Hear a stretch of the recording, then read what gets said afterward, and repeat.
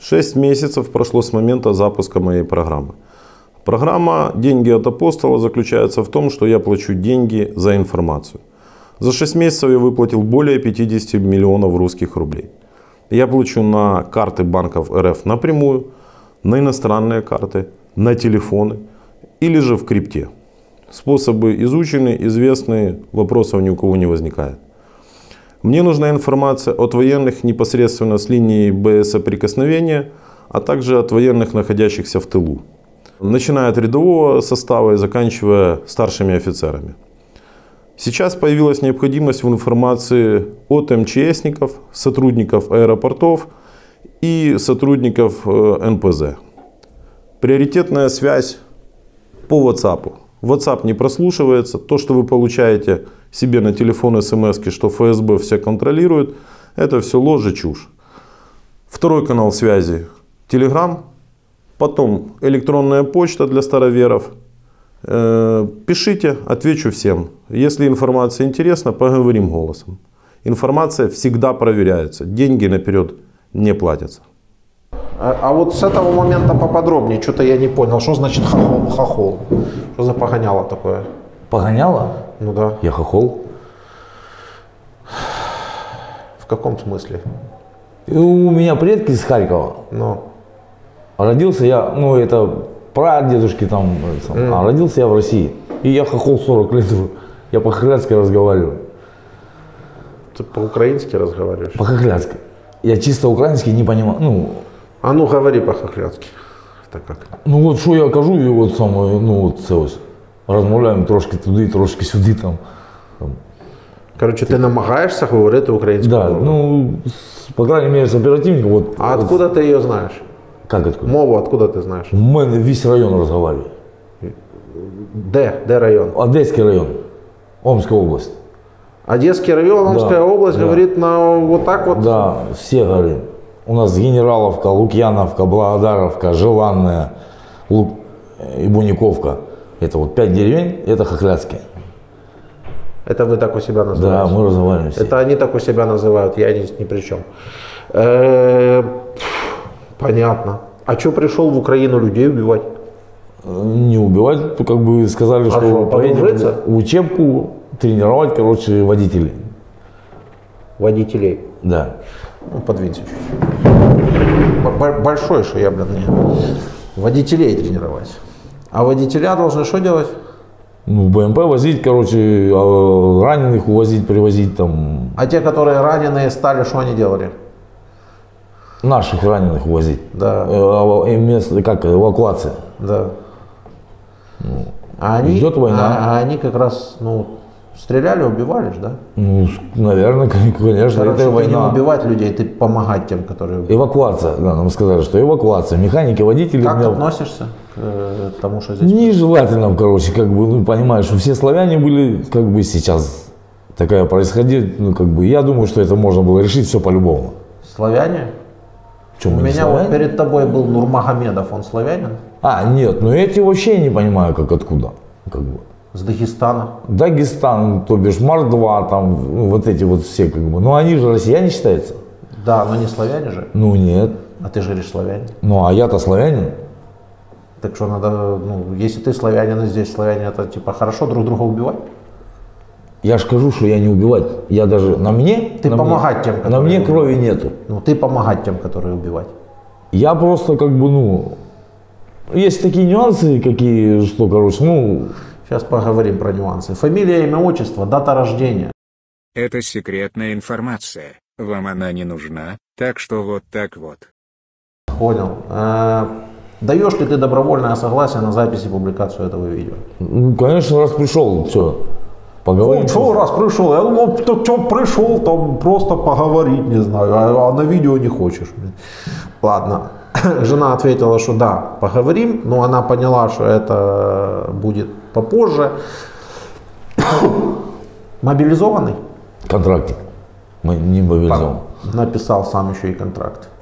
Не сам, как бы там, ну, есть нюанс, который произошел такой, что, короче, ну, сказали, либо кто-то, ну, пойдет, я сказал, тот не пойдет человек, а пойду я. Мне уже 45. А тот сын? А тот, да. Ну, как бы, ну, не хотелось бы упоминать, что он нигде, короче, как бы. Я рассказываю, как бы. Если кто-то захочет узнать, не узнает лишь? Как вас зовут? Вова. Володя. Владимир. То бишь, есть моменты, которые, ну, меня вывернут пятки, бог с ним, а пострадает, если семья от фебосов, это совсем другое. Ну, и то бишь, вы же понимаете, что происходит в России? Фебосы. Фобос. Фебосы. ФСБ. Не, просто, ну, знаете, есть Марс, Фобос. Нет, страх это и Фебос. ужас. Вот, да. Это ФСБшники. То бишь, то, что произойдет со мной, как бы я не боюсь. А то, что произойдет уже с близкими, это уже совсем другое. Короче, И они, знаю, все. и то бишь они, ну я не хочу, чтобы у меня маме 70, там, а сыну 20, и чтобы там что-то вылезло куда-то, как бы, ну, это ребенок, пускай живет. Не хочешь, чтобы кто-то пострадал. Понятно. Короче, пошел ты потому что ты сказал почему. Да? Да. Дальше что было? Это когда вообще было? Когда ты пошел? Это 24 октября 2023 года. Приехали в военкомат. Куда потом поехали? Приехали в Ростов. С Ростова поехали, короче, в Запорожье. С Запорожья в Донецк. В Донецке две дислокации поменяли. Потом приехали в Моспино. Были в учебке. Я вообще механик-водитель.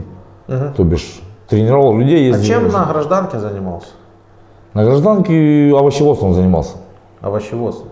Ну, выращивал морковку, свеклу. Типа фермер? Да, у фермера работал.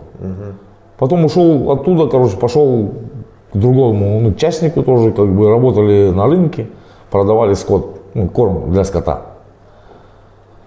А чего у вас так вот там компактно разговаривают, как ты говоришь, да? Почему так? Туда переселенцев много когда-то отправляли. В чем прикол? Вот в районе у нас? Да. Это район обосновался, там переехало, короче, где-то, наверное, как бабушка рассказывала, где-то, говорит, человек 160-170, наверное, пригнали в один район. Это типа семей. какие-то сталинские репрессии? Да, репрессия когда была, вот в те времена, когда отсюда туда, в Сибирь гнали. И вот приехал, говорит, народ, определенный народ, там 100 или 160 человек, говорит, семей. И обосновали район. И все, и как вот с этого пошел, вот мы как бы все разговариваем на украинском, как бы мову. Понятно. Короче, мову вы понимаете. Да, трошки. Не все, трошки є. Прикинь, как было. Люди жили где-то у себя в селах, короче, нормально себе занимались. 70 лет жили нормально. Да. 70 лет жили нормально. Не, Всех все устраивало. Я говорю тогда еще. Тогда не устраивало. Когда людей посрывали с украинских сел, зажиточных, хороших мест и погнали в Сибирь, тогда тоже не устраивало. За тогда я не могу сказать, как бы, потому что еще... Поспрашиваю бабушек. Бабушки уже умерли, уже большая масса. Большая масса, да, но есть люди, которые помнят. Да и историю почитай. Как это было? Скажем так, кто остался после родителей, там, прабабушек помнят своих, там, говорили, конечно, что какие-то моменты там, не шибко. Как бы, и что сейчас живут там, как бы, тоже, как бы, не жаловались. Не шибко. Человек живет у себя в селе. Понятно, что сорвали с места. Его срывают и семьей на телеге, короче, отправляют вообще в неизвестное. Да, и никуда. Это по-любому не нормально. Конечно, это ненормально, да. Как бы. Как-то люди обосновывались, как бы жили, там, как понятно, бы что все как-то приспосабливаются. Приспособились, как бы жили, и все было нормально, как бы. Понятно, что все приспосабливаются. Войну, как бы, скажем, не сладко, Понятно. Столько обосновался событий, район, как бы там обосновались люди, все, и поехали. Столько всяких событий произошло, что... Миллион, прям ужас какой.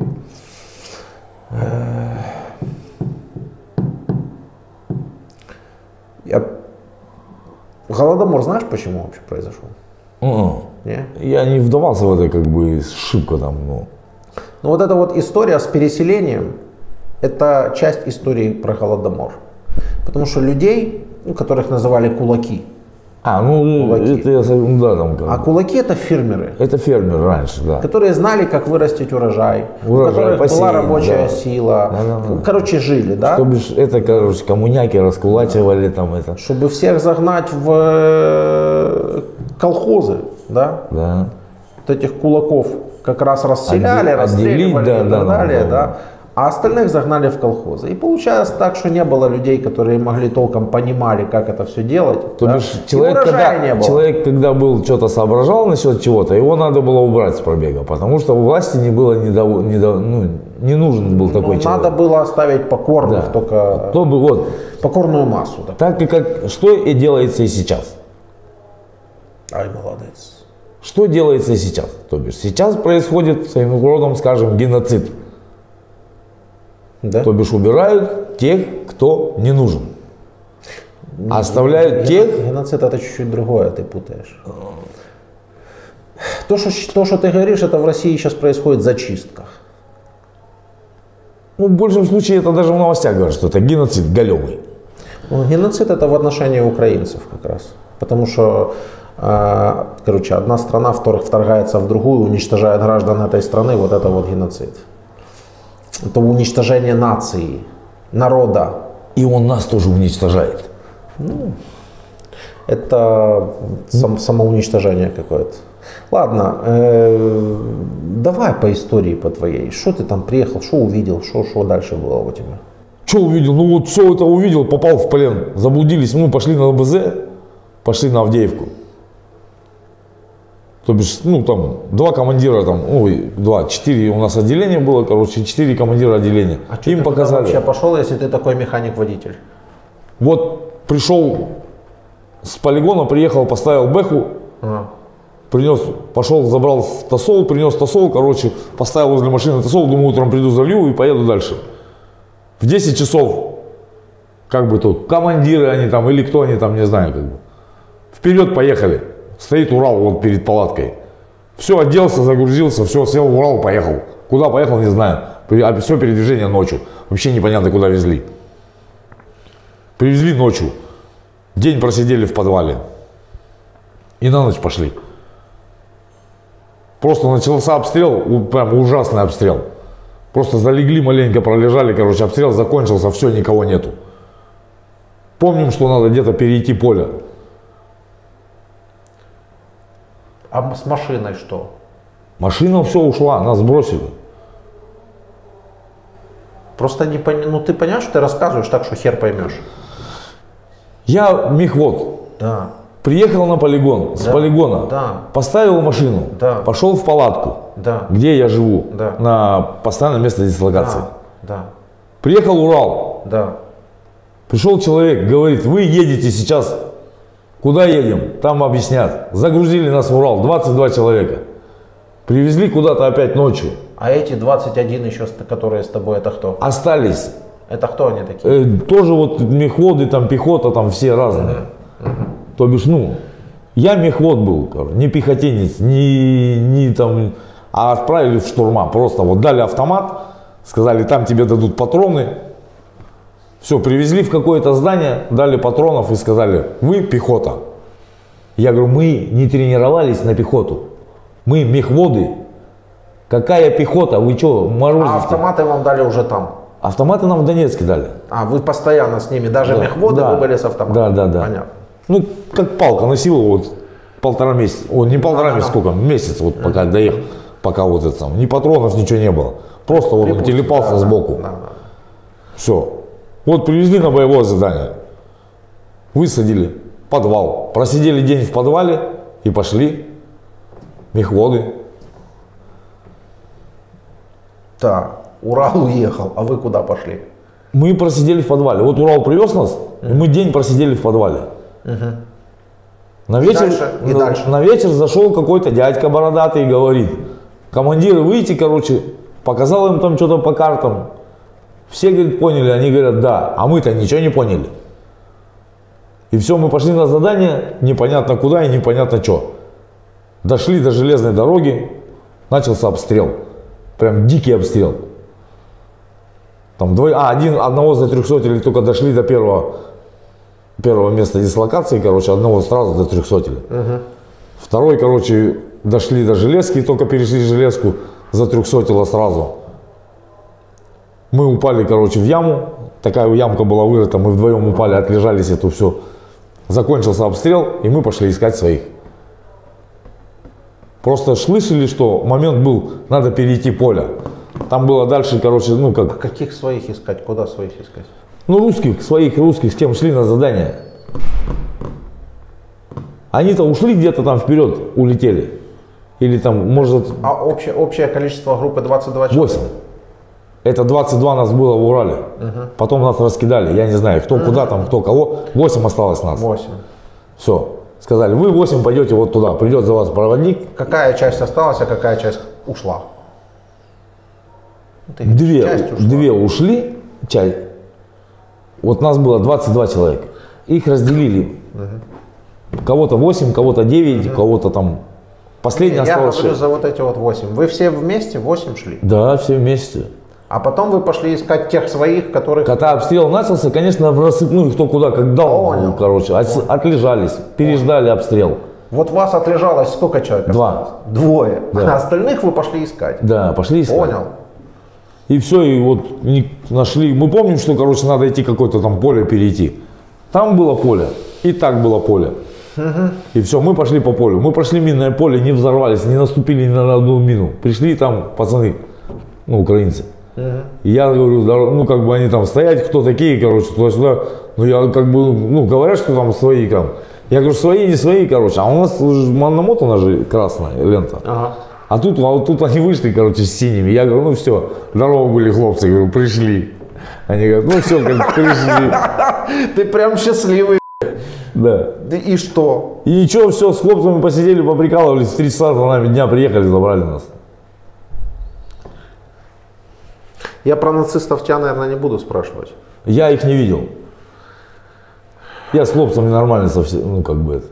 Ну, скажем так, я тебе скажу, что мы приедем сейчас домой, нас отпи***шат там, а потом скажут на камеру, сказать, что вы нас тут издевались над нами и все на свете. Вот такая будет система. Ну, устраивает тебя такой вариант? Это понятно. Что это свои же так сделают.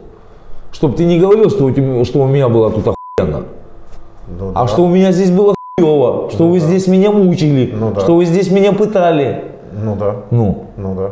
Это будет вот так. Ну да. А здесь меня никто не пытал. А фэбосы у нас умеют это делать. Да слушай, тут дурное дело, по-моему, не хитрое. Это не дурно, они и с нами такое делают. Вот думаю, вот я тебе серьезно говорю, вот там сидит 100. Подожди, стой. С вами, ты говоришь, с вами делают там такое. Шо? Бьют. Что делали? Выбивают с нас информацию. Вдруг завербованный или еще какой-нибудь. А почему? А? Почему вдруг? Ну ты ж, ну, тебя лично трогал кто-то? Сейчас приедем, узнаю. Ну, были пацаны, которые говорили, что, ребята, хорошего ничего не происходит. Ну и как бы это. Мы просто на двойнике, прям вот конкретно на двойнике. Дотянем мы маленько или нет? А может и не дотянем них. Я понимаю, ты считаешь, что ничего хорошего не будет по возвращению. Это правильно.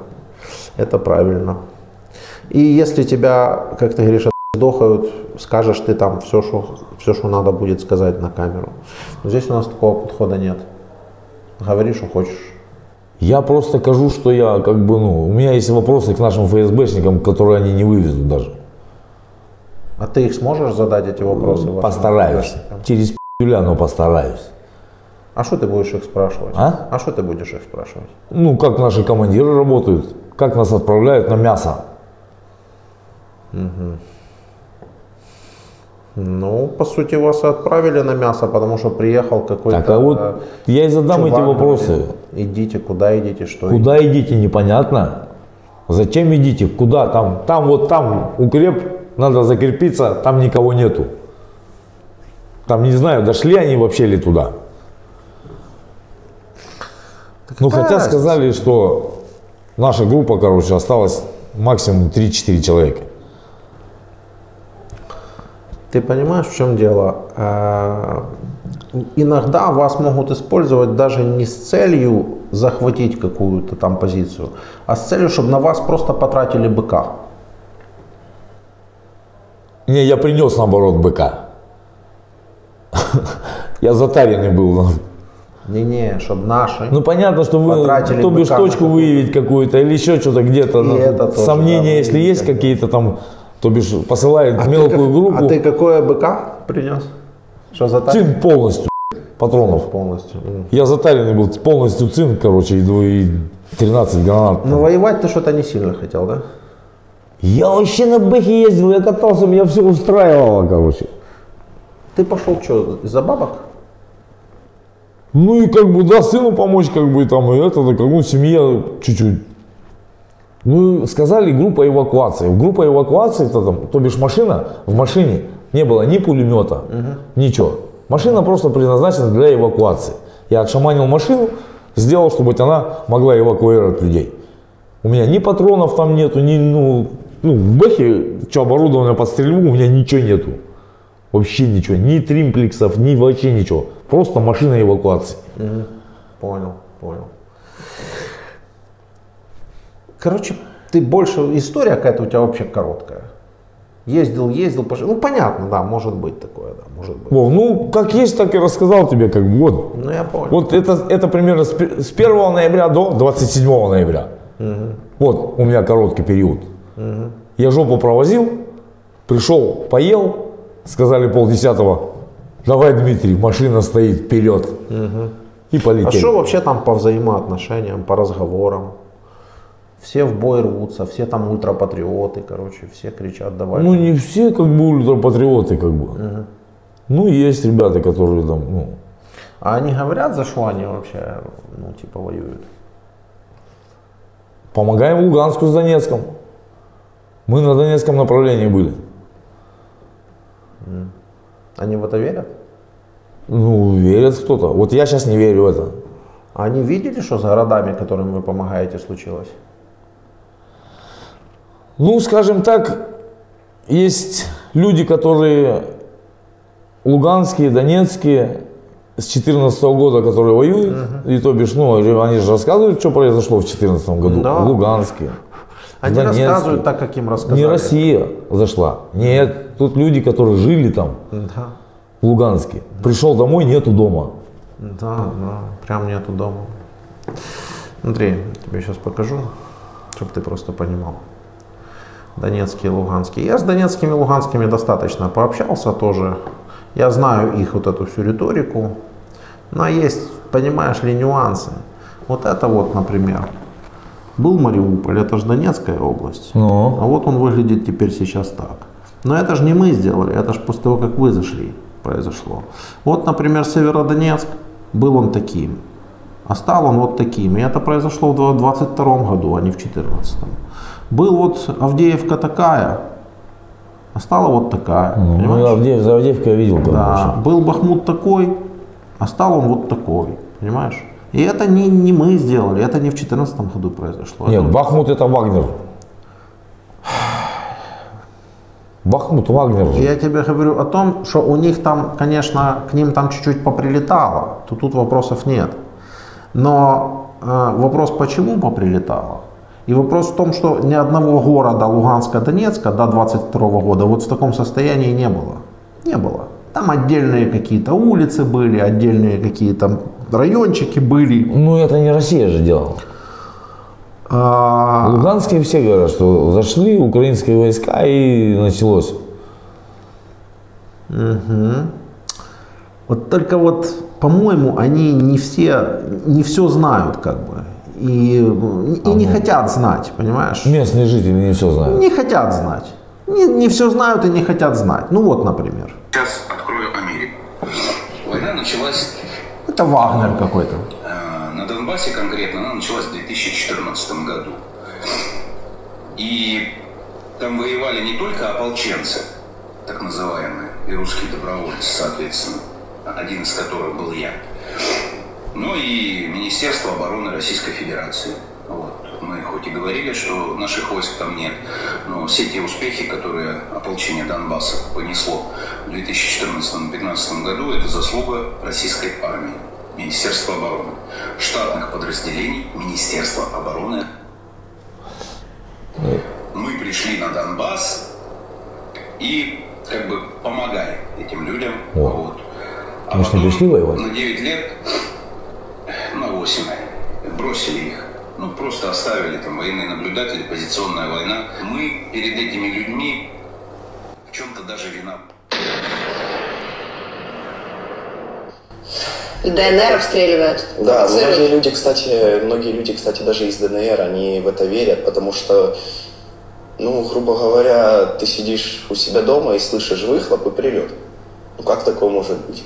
Утром 22 января около 8:30 произошел обстрел микрорайона Бассе в Ленинском районе Донецка. По свидетельству местных жителей, прозвучало около 5 взрывов, похожих на минометные. Снарядами повреждены фасад жилого дома, трамвай и троллейбус. По предварительным данным, 13 человек убиты, десятки ранены. У нас есть два гостя в студии. Это народный мэр Славянска Вячеслав Пономарев и Денис Лотов, бывший военнослужащий полка «Лавина». На самом деле было там вот что. Были там разборки между оплотом и казаками сафоновские. И, в общем, кто-то у кого-то что-то отжал, там казаки приехали наказывать. И, в общем, из миномета они стреляли по оплотовской базе, которая находится рядом. Но стрелять они херово умеют, поэтому промазали и попали они по остановке, по этому троллейбусу. С города стреляют. Не украинская армия, это я вам точно говорю. Здесь стреляют свои ДНРовцы стреляют. По частному... Здесь стреляют ДНРовцы специально по частному сектору разрушают дома. Для картинки российского телевидения. Вот это вот обязательно скажите. Для картинки, чтобы показать, что украинская армия здесь рушит. Украинская ничего здесь еще не поручит. Теперь суть дела, если тебе интересно. Значит, живут все люди спокойно. Луганская область, Донецкая область, живут спокойно все люди. Хорошая, процветающая область, и одна, и вторая, города прекрасно себя чувствуют, все хорошо. Тут вот заходят такие вот эти вот вояки, как вот этот, который первый я показывал, как Гиркин, всякие там бородаи, ну в общем типа российские добровольцы, короче. Ну, завозят туда технику. И начинается война. Начинается война между ними и нашими, с нашей стороны. И, конечно, они привлекают в свои подразделения местных. Да. И потом они по чуть-чуть оттуда начинают все сваливать. И типа как получается, что война между нами и местными. Хотя она ни нам, ни местным была не нужна, эта война. И да, происходят прилеты, короче, с одной стороны в другую, с другой стороны в первую. Ну это я как бы слышал тоже. Да, и ничего удивительного в этом, наверное, нет. Только раскачала эту всю историю Россия. Ну и может быть, как бы я не отрицаю, как бы, что вот это, эти вот, которые воевали с тобой за тебя, там, как бы вот, которые тебе это все говорили с Донецка, да, они этого знать не хотят. И не признают это никогда. Потому что очень тяжело на себя брать ответственность за то, что не было никаких тут там нацистов, никаких майдановцев, которые хотели их сожрать. Наоборот, первая смерть в Донецке была украинского активиста, которые там были украинские активисты, которые говорили, да нам не нужен никакой сепаратизм, нам не нужны никакие проблемы. Его убили. Вот. Поэтому, да, я понимаю, что вам там рассказывают эту всю чепуху, но эта чепуха, она немножко не соответствует действительности. Я вот еще, знаешь, что не понимаю? Если так сильно хотели защитить Донбасс, да, чего не блокировали постоянно миротворцев? Ну, просто берешь, загугли, за Яндексе, не знаю.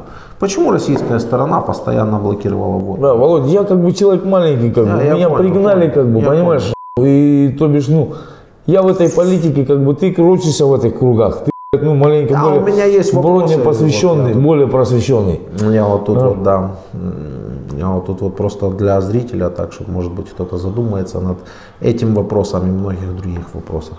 Ну да ладно, короче, это не суть дела. Кто развязал войну и зачем? Как думаешь? Блин, я не могу ответить вот, ну, конкретно, чтобы тебе ответить на этот вопрос. Но я, как бы, я же говорю, как бы,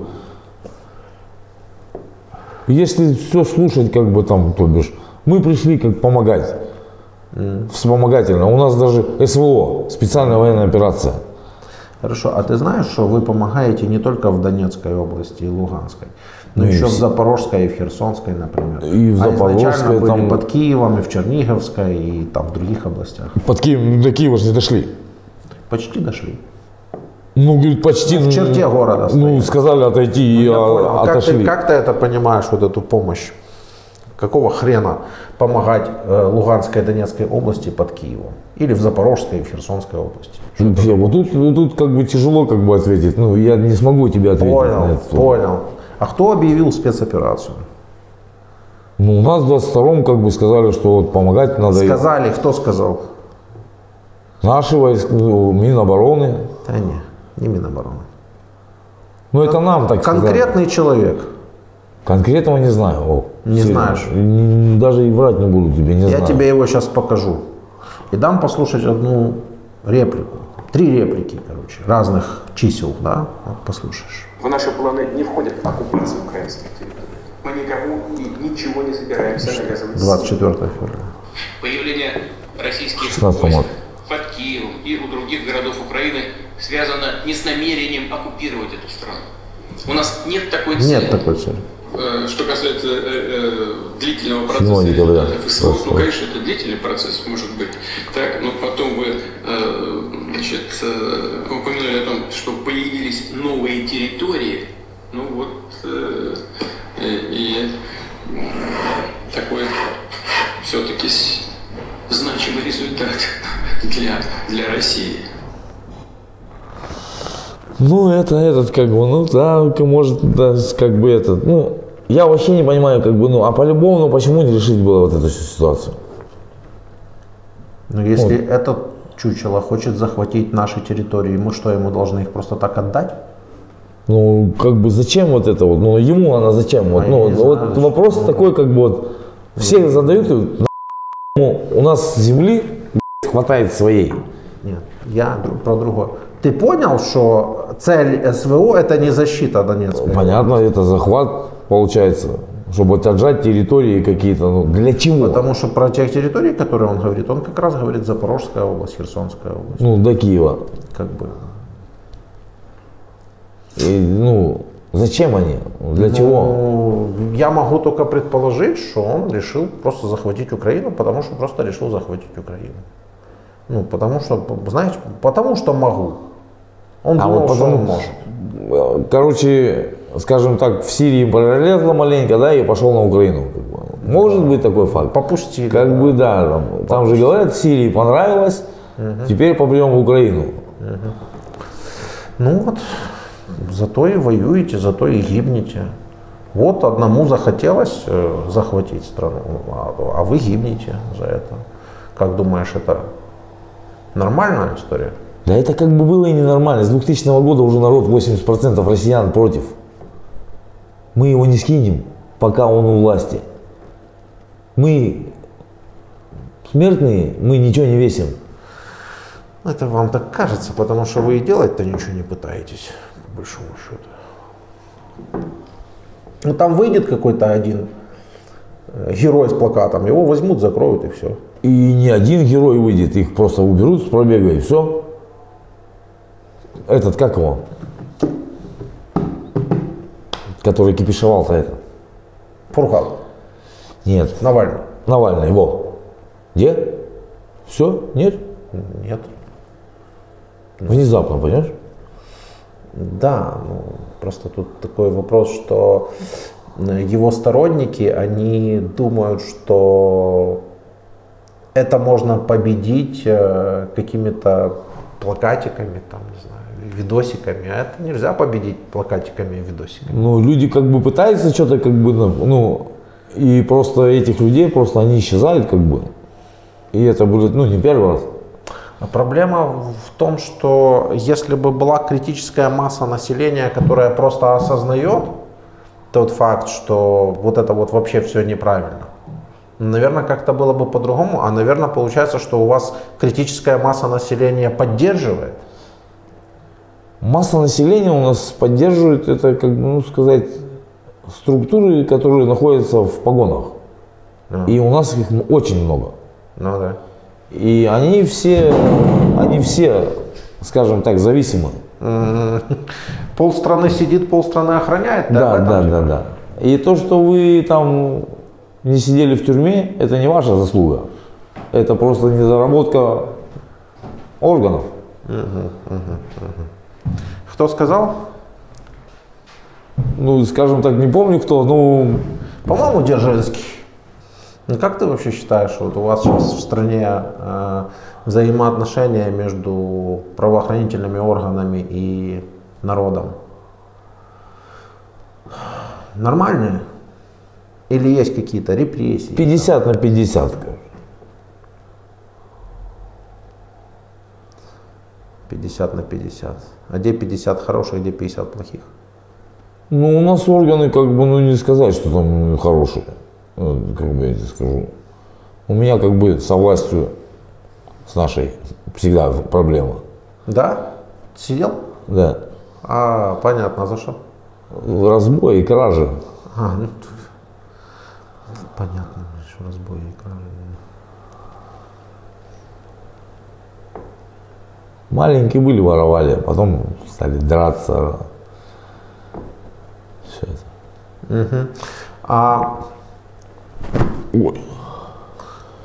Давай тогда наберем жену твою. А мы ее увидеть сможем? Ну, по видеосвязи же наберем. А что-то она удалила сообщение. Написала, да, я готова, типа, а потом удалила. Пойму.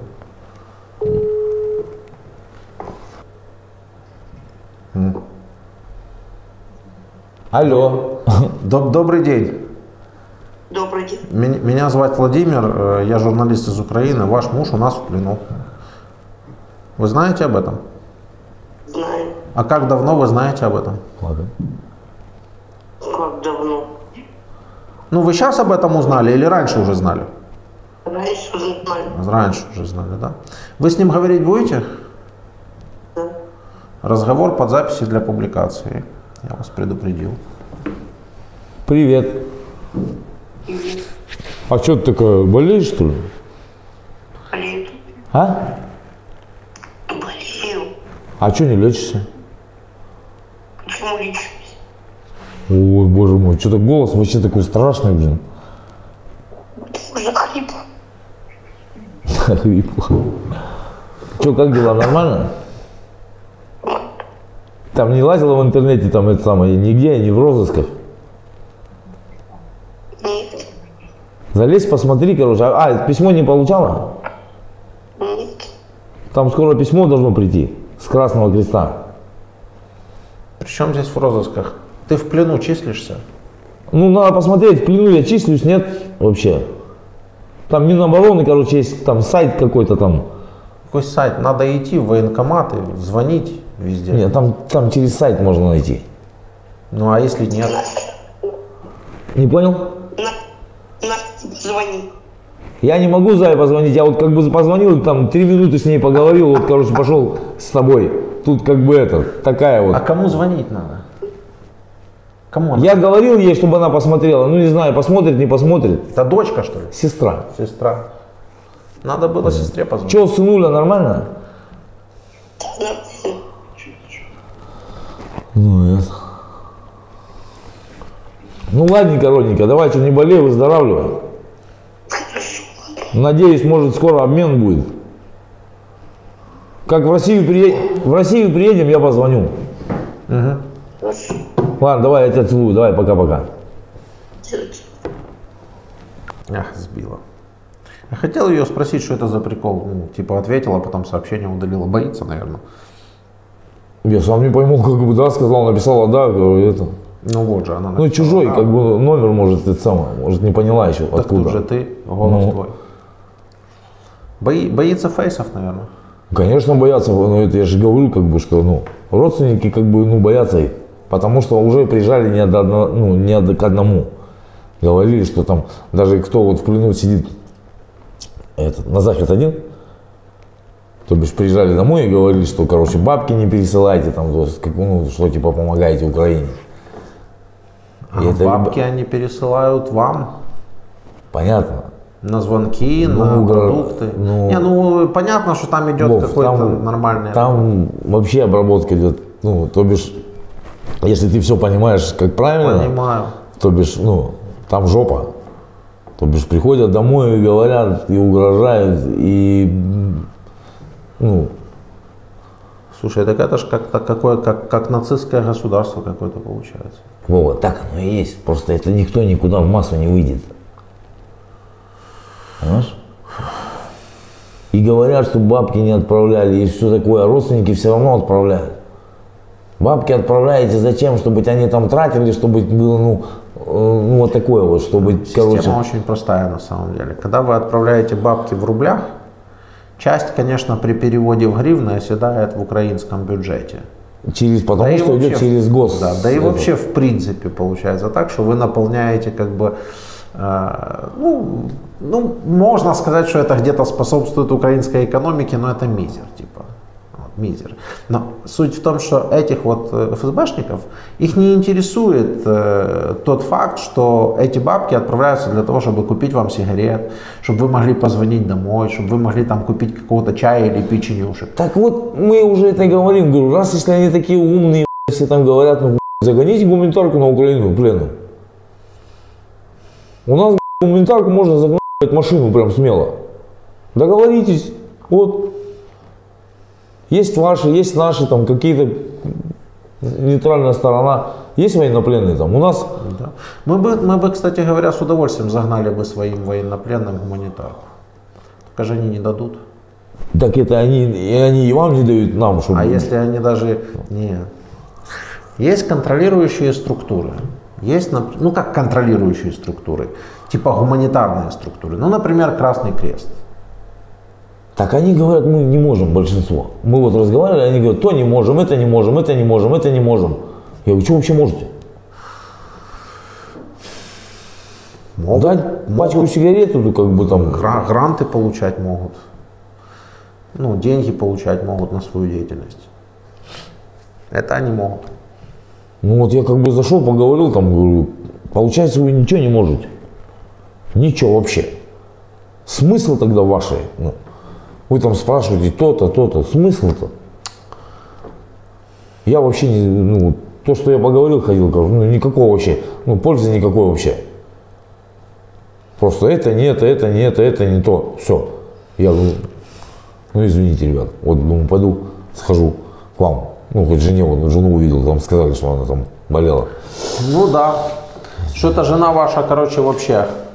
Да болеет, что там, мертвая. Что-то так как-то вот я даже не стал ничего спрашивать, потому что смотрю, что человек еле разговаривает. Что-то вообще прям ужас. Надо домой лечить.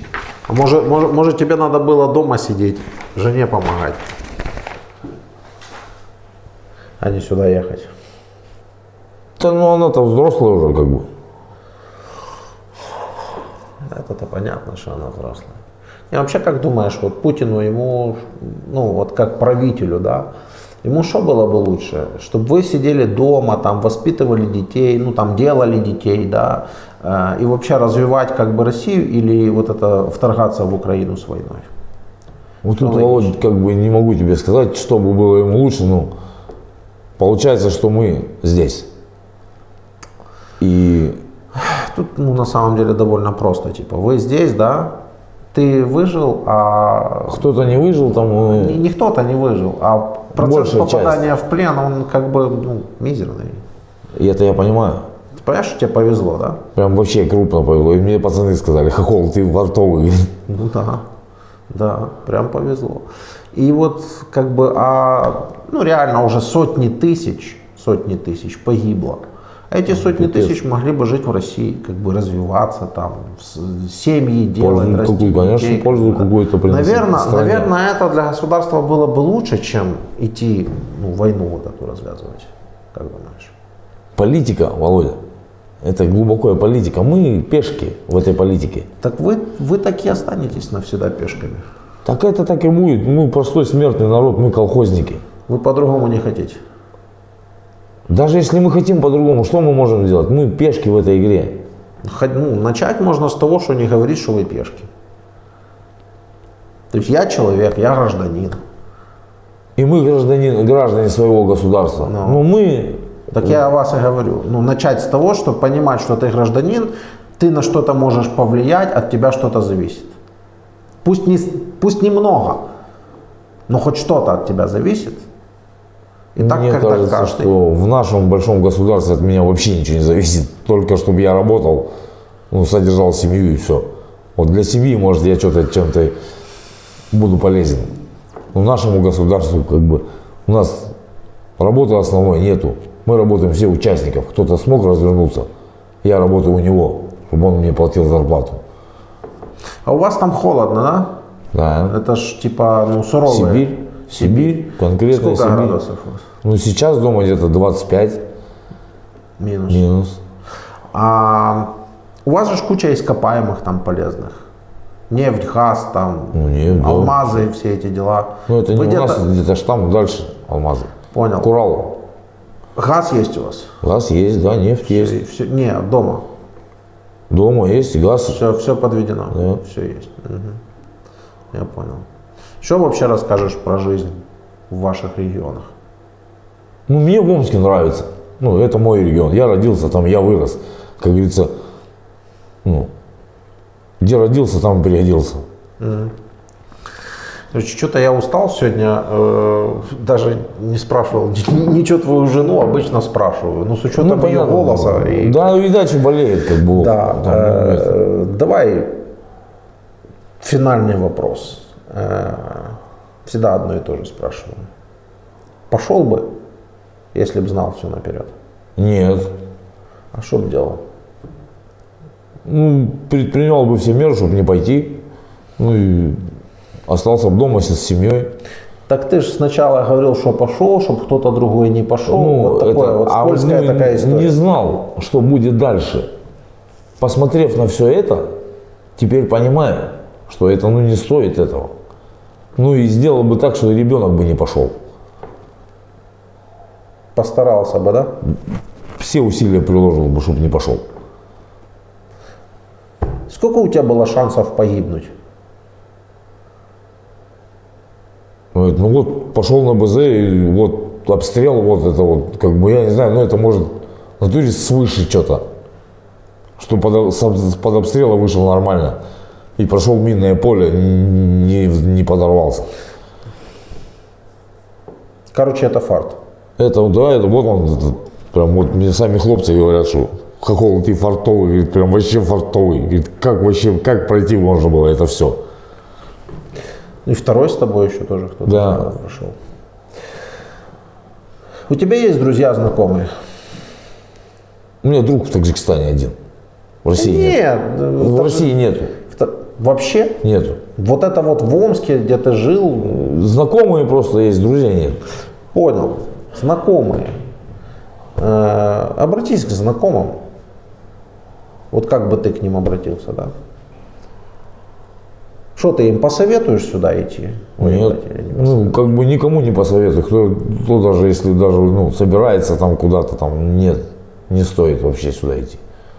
Почему? Ну, это не наша война. Почему?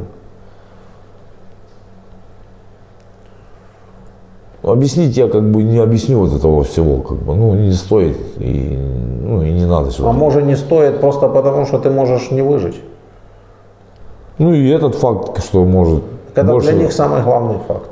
Большая часть их там легло тысячи. Да. Их же не интересует на самом деле какая-то глубокая политическая история. Кто там кого защищает и зачем. Их интересует только одно. Он выживет, если сюда пойдет или не выживет. Вот и все. 80% что? Нет. И еще 15%, что без ног останется. Или... Да, коллега 300-й. Да. Вот и все. Потому что ребята, вот они по 25 лет, я видел их просто без ног, без рук. И, скажем так, кому он нужен. Это здесь уже на лагере ты видел? Да, вот в Киеве. Я просто в шоке. У них семьи, у них дети. И... Да вон сейчас одного привезли, ему помощь предоставили, что-то там в мозги залезли, что-то там сделали. В общем, он Живым остался, а сказать, кто он такой, не может вообще. Не может назвать даже имя свое. Ну и все. Ничего не соображает. Овощ. Все. Хотите быть овощем? Хотите быть без рук, без ног? Хотите просто погибнуть? Вот это ваш путь. А шансов выжить, остаться целым и получить вот эти бабки, из-за которых вы сюда едете, ну, не знаю. Может, 1 из 100, может, 5 из 100. Не больше, наверное. Так оно может и есть. Ну, смертность высокая. Просто скажу, что просто гибнуть не за что. Даже не дойдя до позиции. Смертность высокая. Трупы у дорог лежат. Прям вообще я в шоке был. Я когда пошел, все, я охерел. А, это там, где вы шли, да? Да. Я просто только завернули поворот, и все, и вот они пошли. Я думаю, мама дорогая, труба. Они просто не дошли уже, все. Мы хоть дошли куда надо. И они вот так вдоль дороги лежат. Ну, не вдоль дороги, вдоль посадки. Ну, понятно. И все, я был в шоке, я просто шел, переступал, и все, и я понимал, что это такое.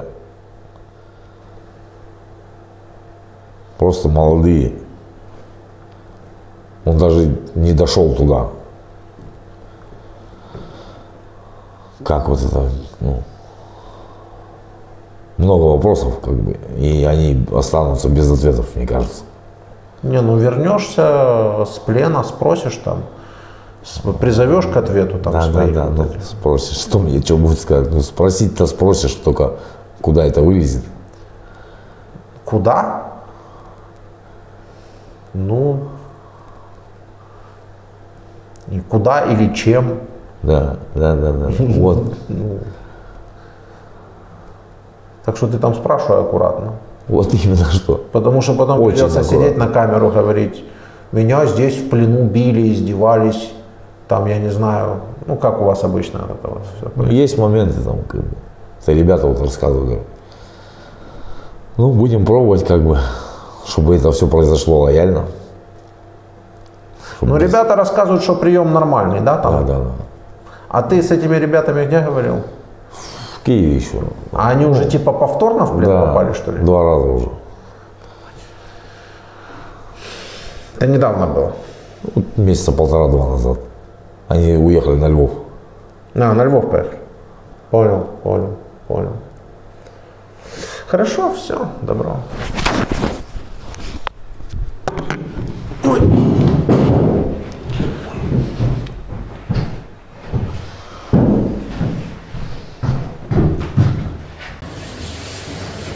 Такие вот дела вроде, как бы сами, боимся. Ну, не шибко, но все равно остерегаемся. В смысле не шибко? По-моему, шибко. Ну ты же не хочешь, чтобы тебе приехали домой? Ну, конечно, чтобы... И отбили тебе мозги последние, не хочешь? Меня-то родители. Родители-то вот это. Ты думаешь, родители, дети могут зацепить, да? Конечно, это правительство наше.